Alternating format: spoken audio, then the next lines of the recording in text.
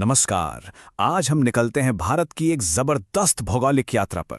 मतलब उत्तर के बर्फीले पहाड़ों से लेकर दक्षिण के एकदम गर्म तटों तक।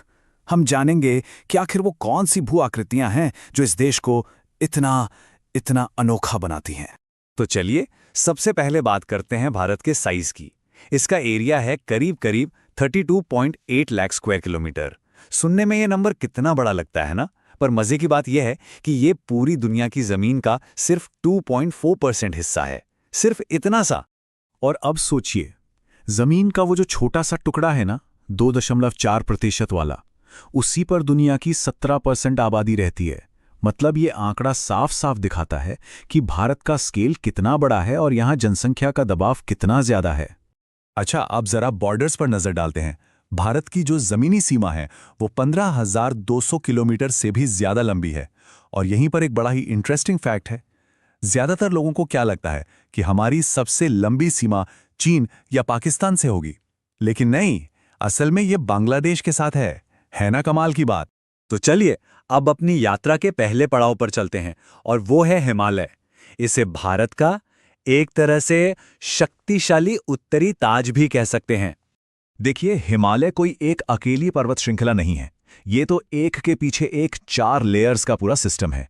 सबसे उत्तर में सबसे ऊपर है ट्रांस हिमालय, फिर आता है ग्रेट हिमालय, जिसे हिमाद्री भी कहते हैं, जहां दुनिया की सबसे ऊंची चोटियां हैं। उसके ठीक नीचे है लेसर हिमालय, जहां हमारे सारे मशहूर हिल स्टेशंस हैं। और सबसे आखिर में सबसे नीचे आती हैं शिवालिक की हरी भरी पहाड़ियां।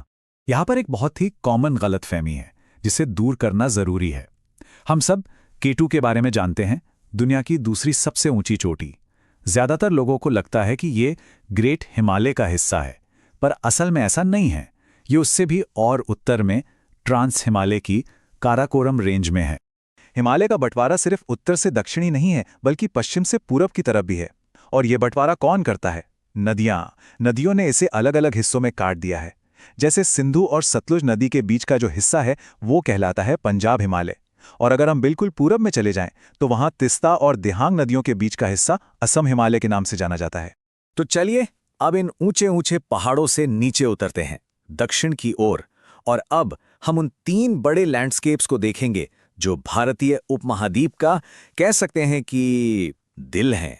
तो भारत का जो विशाल उत्तरी मैदान है, जिसे देश का अन्न भंडार भी कहते हैं, वो असल में 4 अलग अलग पट्टियों से बना है। सोचिए, जब नदियां पहाड़ों से नीचे उतरती हैं तो सबसे पहले भाबर के कंकड़ पत्थरों में मानो गायब सी हो जाती हैं। फिर वो तराई के दलदली इलाके में अचानक से वापस आ जाती हैं। इसके बाद आता है बांगर, यानी पुरानी मिट्टी वाला मैदान। और सबसे आखिर में नदियों के ठीक पास होता है खादर का इलाका। ये सबसे ज्यादा उपजाऊ होता है क्योंकि बाढ़ यहां हर साल नई ताजी मिट्टी लाकर जमा कर देती है। और यहीं इन्हीं मैदानों के पूरब में एक ऐसी चीज है जिस पर यकीन करना मुश्किल है। क्या आप जानते हैं कि दुनिया का इकलौता, जी हां, एकमात्र तैरता हुआ नेशनल पार्क भारत में ही है? ये है मणिपुर की लोकटक झील पर बना कीबुल लामजाओ। कमाल है ना? चलिए अब चलते हैं भारत के सबसे पुराने, सबसे प्राचीन हिस्से की तरफ, और वो है प्रायद्वीपीय पठार। ये सिर्फ भारत का सबसे बड़ा हिस्सा ही नहीं है, बल्कि सबसे पुराना भी है। सोचिए, ये उस विशाल गोंडवाना महाद्वीप का एक टुकड़ा है जो करोड़ों करोड़ों साल पहले हुआ करता था।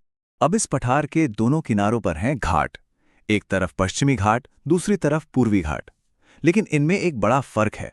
पश्चिमी घाट जो हैं वो पूर्वी घाट से काफी ऊंचे हैं और एक लगातार चलने वाली दीवार की तरह हैं। और यही वजह है कि ये मानसून की हवाओं को रोक लेते हैं और पश्चिमी तट पर जबरदस्त बारिश करवाते हैं। अब थोड़ा और पश्चिम की ओर चले तो हम पहुंचते हैं थार के विशाल रेगिस्तान में। ये एक ऐसा इलाका है जहां बारिश ना के बराबर होती है और जहां तक नजर जाए बस रेत के टीले ही टीले दिखते हैं। यहाँ की नदियां भी बड़ी अजीब हैं। जैसे लूनी नदी, वो बेचारी समुद्र तक पहुंच ही नहीं पाती, पहले ही रेत में कहीं खो जाती है। तो चलिए अब बात करते हैं इस उपमहाद्वीप की जीवन रेखाओं की, यानी हमारी शक्तिशाली नदी प्रणालियों की।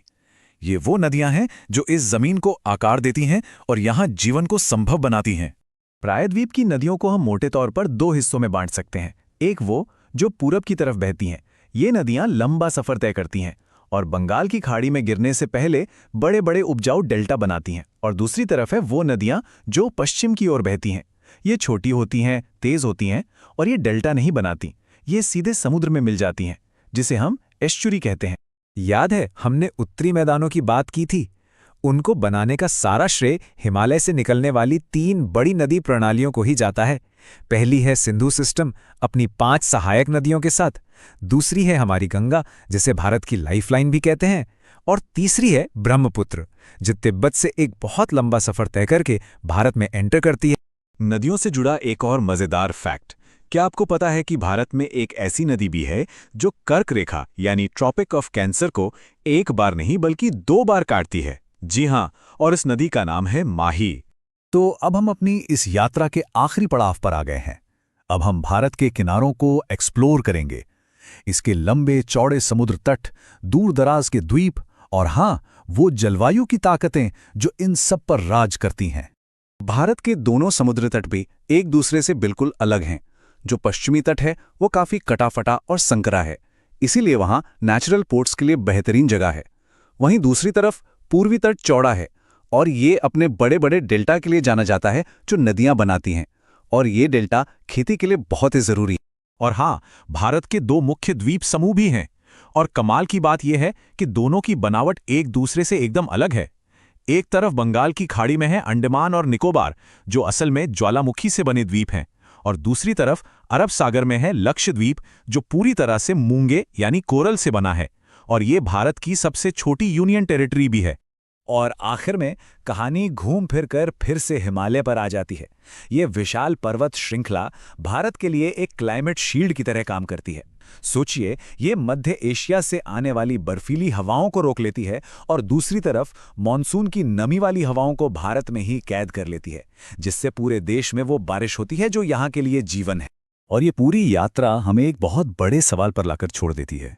सवाल ये है कि भविष्य में भारत का ये जो इतना पुराना और इतना विविध भूगोल है, वो क्लाइमेट चेंज जैसी बड़ी बड़ी चुनौतियों का सामना करने में देश की मदद करेगा या मुश्किलें पैदा करेगा?